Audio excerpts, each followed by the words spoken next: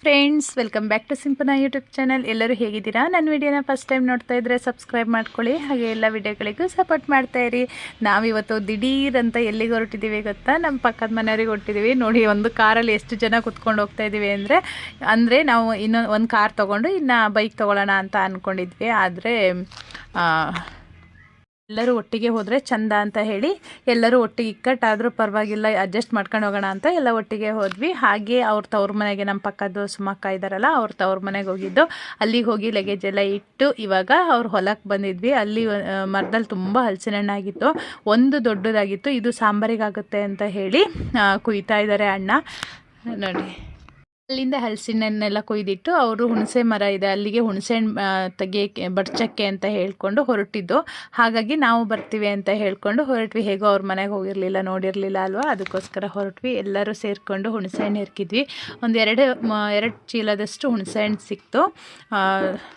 ಇಬ್ಬರು ಬಡಿಯಕ್ಕಿದ್ದಿದ್ದು, ಅವರು ಮತ್ತು ಅವ್ರ ಅಣ್ಣ ಇಬ್ಬರೇನೋ ಬಡಿಯಕ್ಕಿದ್ದಿದ್ದು. ನಾವು 3 ಜನ ಹೆರ್ಕೋಕ್ಕಿದ್ವಿ. ನಮ್ಮನೆಯವರು ಬಂದಿದ್ದರು ರಜಾ ಹಾಕಿ ಹೋಗೋಣ ಅಂತ ಹೇಳಿ. ಅಂದರೆ ದಿಢೀರ್ ಅಂತ ಪ್ಲ್ಯಾನ್ ಆಗಿದ್ದು. ನಾನು ಹೊರಟು ಬ್ಯಾಗ್ ಎಲ್ಲ ಹಾಕ್ಕೊಂಡಿದ್ದೆ ಶಾಪಿಗೆ ಅಂತ ಹೇಳಿ.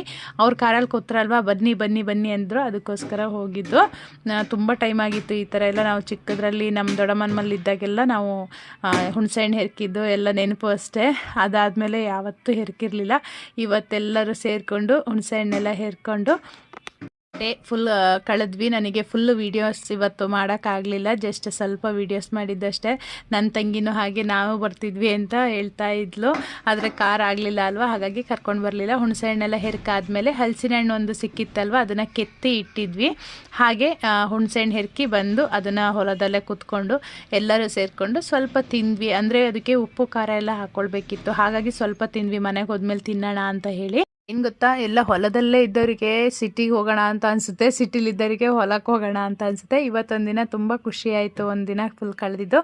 ಹಾಗೆ ಮನೆಗೆ ಹೋಗಿ ಊಟ ಮಾಡಿಕೊಂಡು ಇನ್ನೊಂದು ಹುಣಸೆ ಮರ ಇತ್ತು, ಅಲ್ಲಿಗೆ ಹುಣಸೆ ಹಣ್ಣು ಕೆಡ್ಗೋಕ್ಕೆ ಅಂತ ಬಂದಿದ್ವಿ. ಹಾಗೆ ಇಲ್ಲಿ ಪಕ್ಕದ ಮನೆಯವರು ಒಬ್ಬರು ಗೇಟ್ ಮಾಡಿದರು. ಎಷ್ಟು ಐಡಿಯಾ ಹಾಕಿ ಮಾಡಿದ್ದಾರೆ ನೋಡಿ ಅವರು. ಪೈಪ್ಗಳು ವೇಸ್ಟ್ ಇತ್ತು ಅಲ್ವಾ, ಅದರಲ್ಲಿ ಒಂದು ಗೇಟ್ ಮಾಡಿದ್ದಾರೆ. ಹಾಗಾಗಿ ನಾನು ವಿಡಿಯೋ ಮಾಡ್ಕೊಳ್ತಾ ಇದ್ದೆ, ಹೇಗೆಲ್ಲ ಗೇಟ್ ಮಾಡ್ಬೋದು ನೋಡಿ ಅಂತ. ಹಾಗೆ ಇನ್ನೊಂದು ಮರದಲ್ಲಿತ್ತು, ಅವರಿಬ್ಬರು ಹತ್ತಿದ್ದಾರೆ. ನೋಡಿ ಎಷ್ಟು ದೊಡ್ಡ ಮರ ಅಂತ, ಹತ್ತಿದಾಗ ಭಯನೇ ಆಗುತ್ತೆ ನೋಡೋಕ್ಕೆ. ನೋಡಿ ಎಷ್ಟು ದೊಡ್ಡ ಇದೆ ಮರ ಅಂತ ಹೇಳಿ. ಹಾಗಾಗಿ ಅವರಿಬ್ಬರು ಕೆಡವಕ್ಕೆ, ಉಳ್ದವ್ರು ಹೆರ್ಕಕ್ಕೆ ಇದ್ದಿದ್ದು. ಹಾಗಾಗಿ ಇಲ್ಲೂ ಅಷ್ಟೇ ಸ್ವಲ್ಪ ಇತ್ತು, ಅಲ್ಲಿ ತುಂಬ ಸಿಕ್ಕಿತ್ತು ಒಂದು ಮರದಲ್ಲಿ, ಇಲ್ಲಿ ಸ್ವಲ್ಪ ಜಾಸ್ತಿ ಇರಲಿಲ್ಲ. ನನ್ನ ಮಗಳಿಗೂ ಇವಾಗ ಸ್ಕೂಲ್ ಬಿಡೋ ಟೈಮ್ ಆಯಿತು. ಇಲ್ಲಿಂದ ಹೋಗೋಕ್ಕೆ 1 ಅವರ್ ಬೇಕು ಇವ್ರ ಮನೆಯಿಂದ. ಹಾಗಾಗಿ ಅವಳಿಗೆ ಅಲ್ಲೇ ಮನೇಲಿ, ಅಂದರೆ ನಮ್ಮ ಪಕ್ಕದ ಮನೆಯವ್ರು ಕೀ ಇಟ್ಟು ಬಂದಿದ್ದಾರಂತೆ, ಅವ್ರ ಮಗಳನ್ನ ಬರ್ತಾರೆ ಅಲ್ವಾ, ಹಾಗಾಗಿ ಅವರಿಬ್ಬರು ಒಟ್ಟಿಗೆ ಇರ್ತಾರೆ ಅಂತ ಹೇಳಿ